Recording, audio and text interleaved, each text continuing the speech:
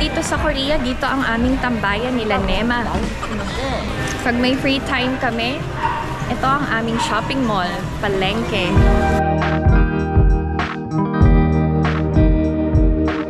Si Alex daw, seems a nice person. Kaya, nice din siya sa aming mag-asawa.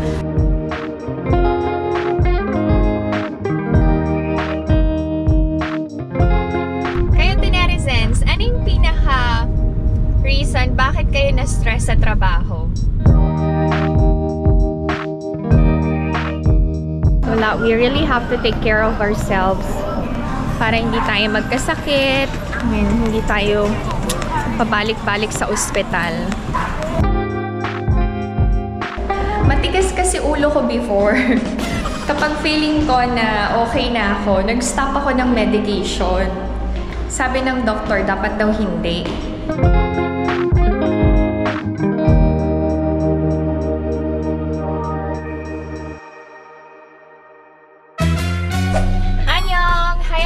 Welcome back to my channel. This is Pinay Mom in South Korea. And samahan niyo ako ngayong araw na to. Spend time with me. Marami tayong errands. Katatapos ko lang sa trabaho. And I have to go to the bank para, alam niyo na, kumuha ng sweldo. Maraming nagtatanong kung magkano ba yung sinisweldo ko sa YouTube.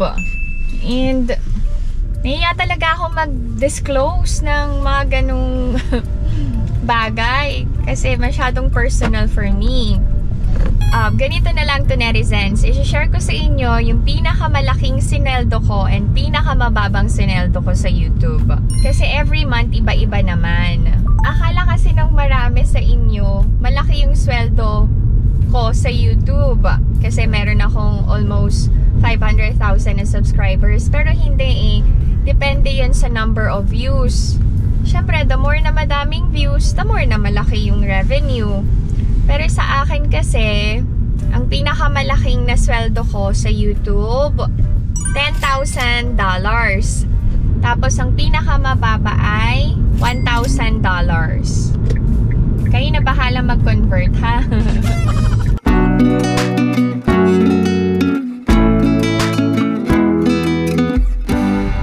Ako sa class ko today kasi ang mga kids masyadong mababait. Gusto paulit-ulit yung sinasabi ko sa kanila. Gandang-ganda sila sa boses ng teacher nila. Yun, kaya gusto nila 3 to 4 times sumasabihan yung isang bagay bago sila sumunod. Ang mabait, no? Tabingin na pala yung camera. Kaya netizens, anong pinaka reason bakit kayo na-stress sa trabaho? Ako wala naman akong stress sa trabaho kasi I'm dealing with kids. Ay ngayon pala, yung sa sweldo lang, nade-delay na yung sweldo ko. Kasi hindi bagsak ang economy ng Korea talaga. Madaming nakaka-experience ngayon na delayed ang sweldo and yung iba, hindi talaga napapasweldo. Lalo na yung mga illegal workers dito sa South Korea. Alam nyo, may mga kaibigan ako. Nagko-complain na sila kasi wala pa silang sweldo and syempre may mga responsibilities sila sa Philippines.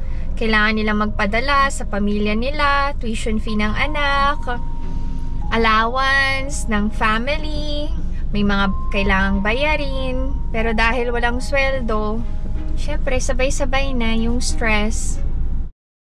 And hindi lahat ng mga illegal workers dito swerte sa trabaho.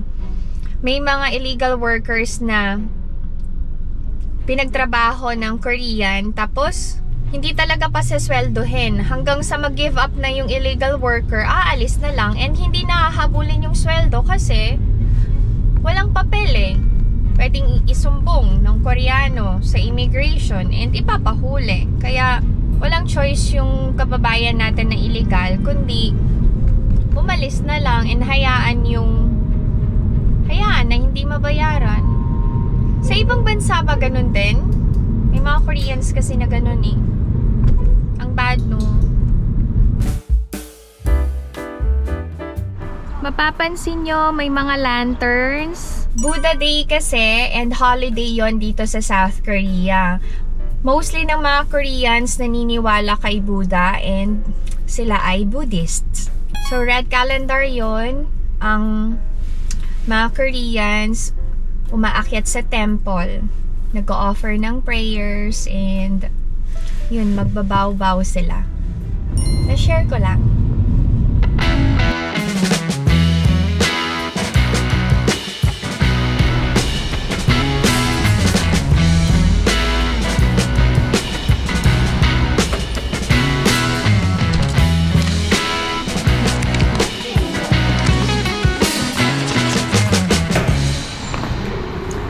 I already received my salary from YouTube. This time, pupunta na tayo sa public market para pick upin yung gold ko na pinagawa ko. Ready for pick up na. Hindi maganda yung weather today.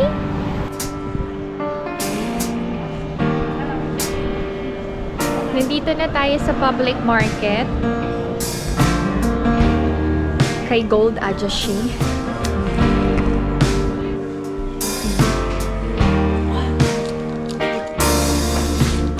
Nagbay ako ng 14K na ring. Accessory lang. Ito na, nakapili na.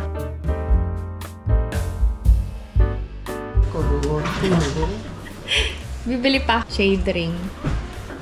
May black. May white. Tapos meron din yung green. Kailan laki ng green, oh. Parang pang handbook lang to. Okay na to. Black. Tapos, dalawa. Bibili na. Okay, so nakabili na ako.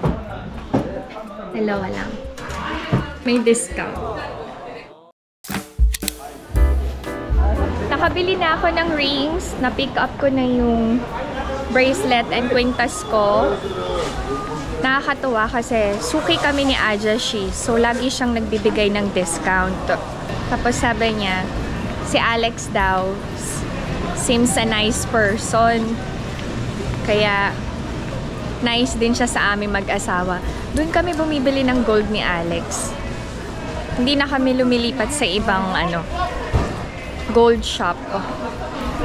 Ngayon, papunta ako dun sa isang jewelry store para pick upin naman yung isa pang kwintas na napatid. Nandito tayo ngayon sa public market. Nung bago ako dito sa Korea, dito ang aming tambayan nila Nema. Pag may free time kami, ito ang aming shopping mall, Palengke. Tapos dito rin kami bumibili ng pang-porma-porma namin, Madami naman magaganda dito sa Palengke. Tsaka, depende na lang sa pagdadala. Kaya hindi halatang sa Palengke nabili. May ganito sa farm. Pinakita ko yan sa inyo last time.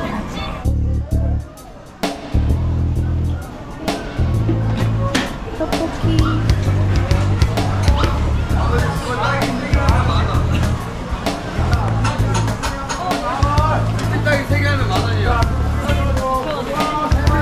Doon sa neighborhood namin, walang public market. Kaya, dumadayo pa talaga kami dito sa sentro para makabili sa palengke. Ito na, dito tayo sa Lloyd. Sikat na bilihan ng jewelry to.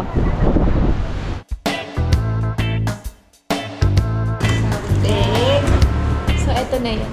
Okay na. Libre na lahat yung pagpapagawa. Basta dala yung warranty card. Annyeonghaseyo! After dito sa palengke, pupunta tayo ng ospital. Blood collection para sa aking blood test for hyperthyroidism. Nagagamot pa rin ako until now. Continuous yun. Wala, we really have to take care of ourselves para hindi tayo magkasakit, hindi tayo pabalik-balik sa ospital.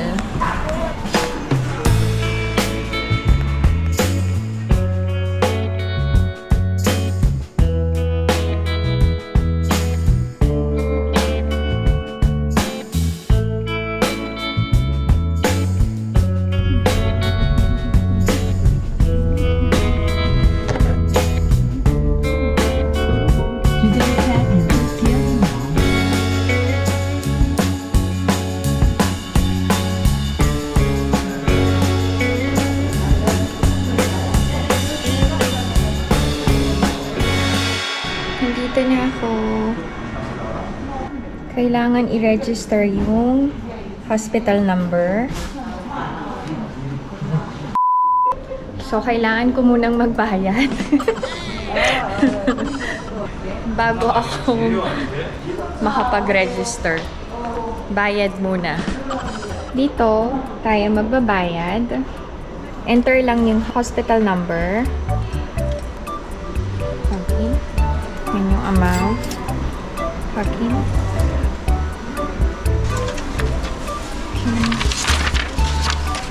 Magre-register na ulit tayo for blood collection. Kasi bayad na ako. Ito yung blood collection. Yun na. 주세요. 맡겨볼게요.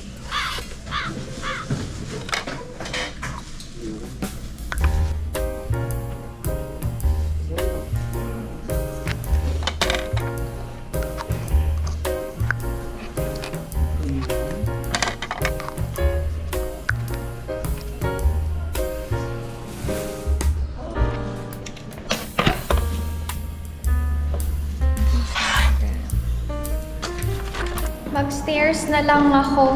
Ang tagal maghintay ng elevator.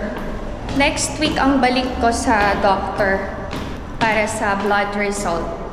Doon malalaman kung tataas yung dosage or bababa yung dosage ko for my hyperthyroidism. More or less kasi ang gamutan is more than 2 years. Yun yung sabi ng doctor. Matigas kasi ulo ko before. Kapag feeling ko na okay na ako, nag-stop ako ng medication. Sabi ng doktor, dapat daw hindi. Siya yung magde-decide kung mag-stop na akong uminom ng gamot.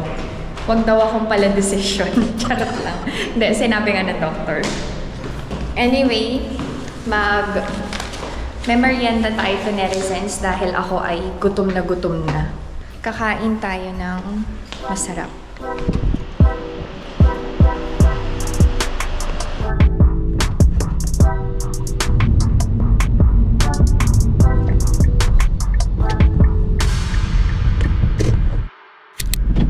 Nag-crave ako ng jjajangmyeon.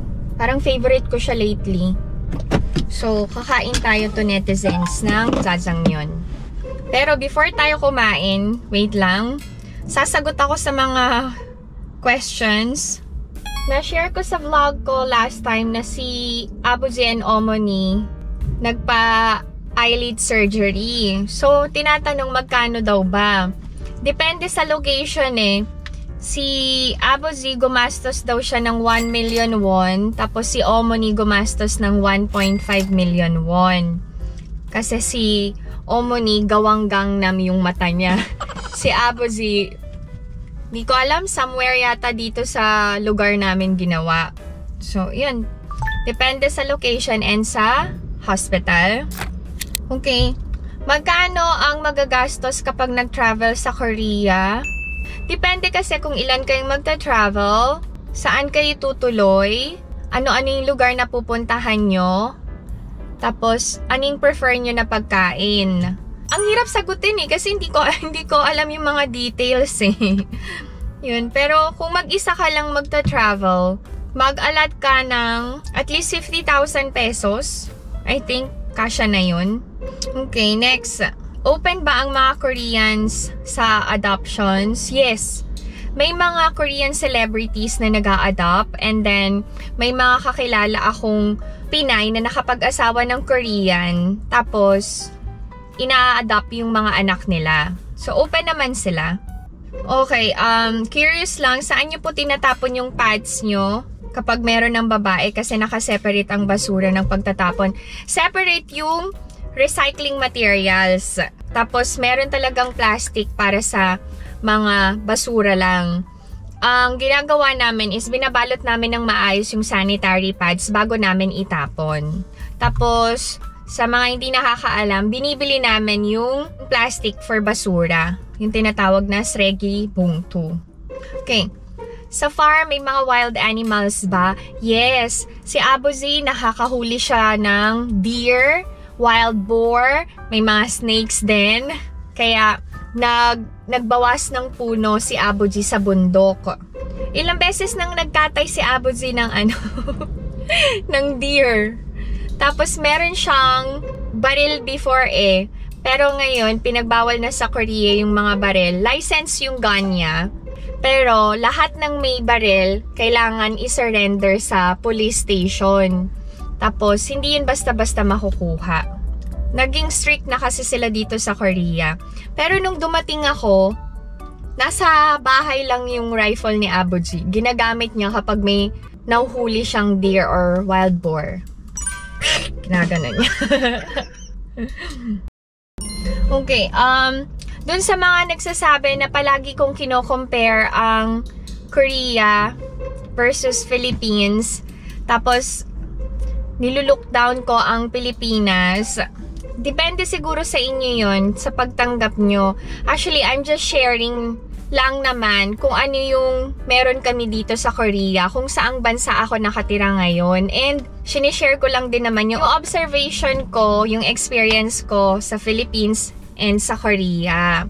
So, kung may na-o-offend na ganon and parang feeling nyo iniinsulto ko ang Philippines, pasensya na kayo, pero hindi naman talaga.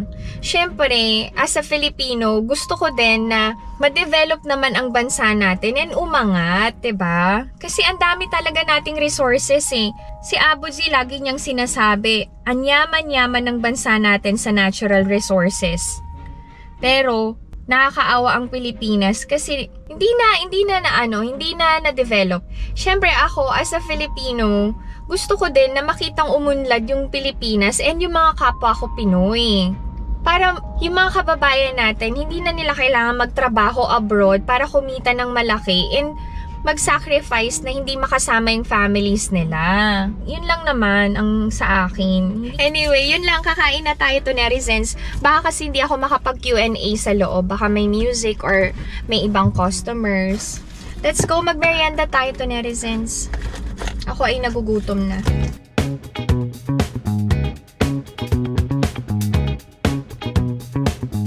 Magsadang lang ako.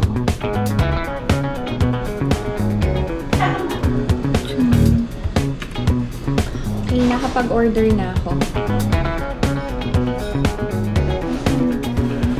Anong lasa niya? Yung parang siyang black beans na manamis-namis. Mapait ba? Hindi. Dahil mahaba yung noodles, kailangan nating gupitin para mabilis kainin.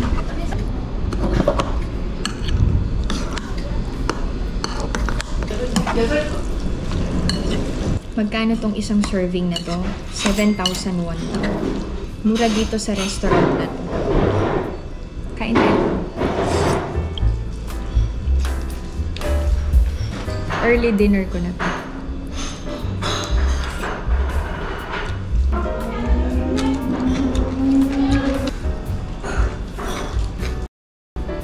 Anong kalasa niya sa Pilipinas? Yung parang mami sa atin sa Pilipinas. Pero ito hindi masabaw. Ganun yung lasa niya. Ito ay radish. Pickled radish. Kung gusto niyo matutong mag-chopsticks, start kayong gumamit ng wooden chopsticks. Yun yung pag-practicean niyo. Sa mga Chinese restaurants dito sa Korea, they hire Chinese nationals na marunong mag-Korean syempre. Actually, pwede akong pumasok sa mga Korean restaurants Part-time job.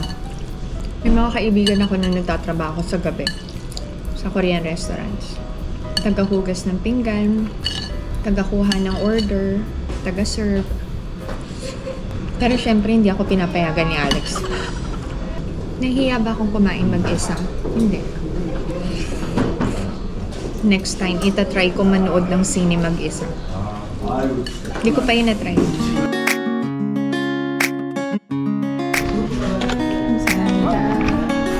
I'm done with my meal. Nabusog na ako. Thank you, Lord. So anyway, to netizens, that's it. Thank you for spending time with me again. I hope that you enjoyed watching, and if you are new to my channel, please consider subscribing, like, and share Pinay Mom in South Korea. Hopefully, maging maganda yung result ng blood test ko. Stay safe everyone. Bye! Bye!